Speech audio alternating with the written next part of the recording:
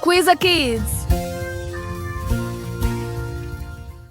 Abana mwiriwe neza, amakuru yanyu.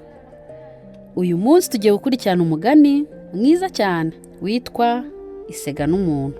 Murakurikiye? Umunsi umwe umuhari wahuye n'isega. Urayibwira uti umuntu agira intege cyane, nta nyamaswa yamukira itamuhenze ubwenge.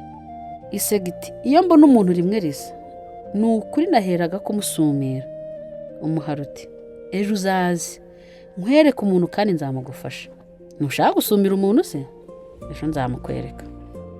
Nuko ngo buke mu gitondo isega n'umuhari bijya kwicara ku nzira aho umuhigi yajyaga anyura iminsi yose.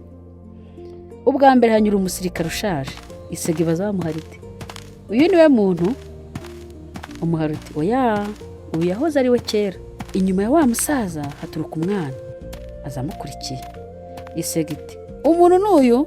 Umuhari uti uyu azaba umuntu kera, ubu ntarabawe. Hashize akanya umuhigi ahinguka hirya afite imbunda ku rutugu n'inkota mu bitugu. Yewe banje umuntu aje noneho. Umuhari uti dore noneho umuntu araje, genda umufate, njyewe nigiriye mu mwobo wanjye.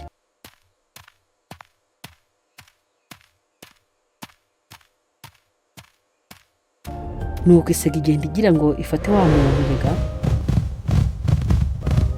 Imugeze iruhande wa muhigi ntiyayitinya.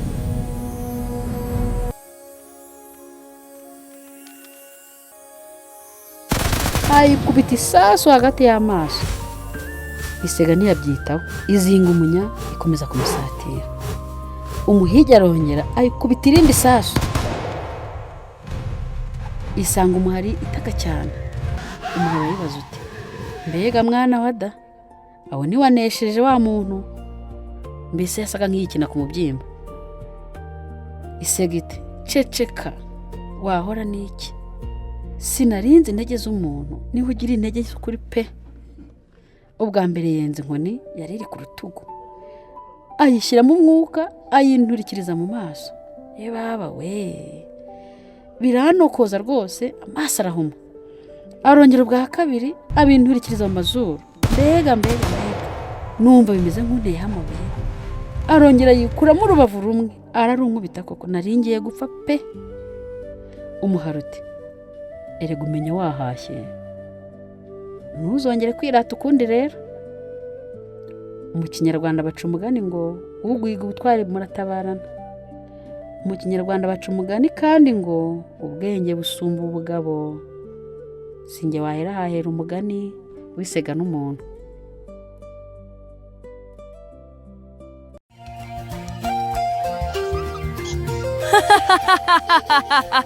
Kwiza Kids.